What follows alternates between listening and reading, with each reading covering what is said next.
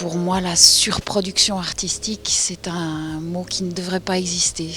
Je pense que la culture, on en a besoin et que le fait d'avoir une multiplicité d'offres, ça permet de faire venir le public, ça permet de différencier les opinions, ça permet une création foisonnante et je pense qu'on en a besoin, ouais.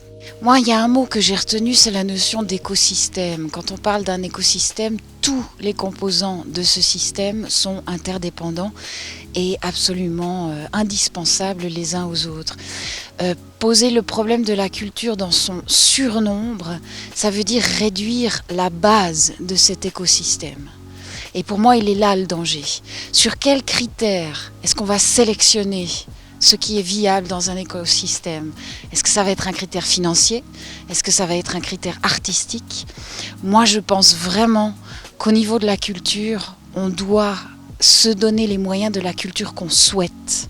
Est-ce qu'on veut une culture qui parle à notre public ou est-ce qu'on veut une culture qui rapporte, soit au niveau de sa popularité, soit au niveau, alors on sait que la culture ne rapporte pas directement d'argent à ses producteurs, mais au niveau d'un écosystème, nous sommes tous interdépendants. Il ne faut pas négliger l'importance de cette culture. Si nous sommes beaucoup à la base, c'est parce que nous ne sommes pas soutenus à la sortie de nos formations. On a 15 élèves par année qui sortent de la manufacture. Ils n'ont pas de place au sein de nos institutions. Ils ne sont pas engagés en tant qu'interprètes dans nos grandes institutions théâtrales. Donc notre seul moyen de viabilité, c'est de développer des structures indépendantes. Donc là aussi pour moi, il y a une grande difficulté, c'est qu'on nous forme très bien, on a d'excellentes écoles, mais il n'y a rien qui suit après.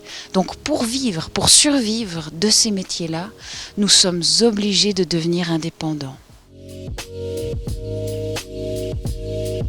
Moi, je sors de là avec la sensation d'avoir apporté énormément de responsabilités.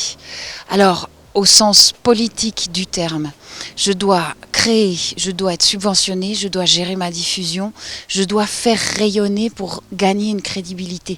Mais quel soutien j'ai à ce niveau-là? Actuellement, je n'en ai aucun. J'ai des soutiens à la création, heureusement qu'ils sont là, mais je n'ai aucun soutien ensuite pour le rayonnement qu'on exige de nos compagnies indépendantes.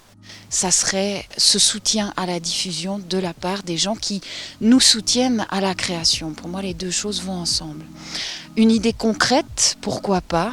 Pendant la saison, à la fin de la saison, on demande au public quel est son spectacle préféré. Et ce spectacle-là, les autorités cantonales le soutiennent pour ensuite rayonner, faire rayonner cette culture fribourgeoise en dehors de nos frontières.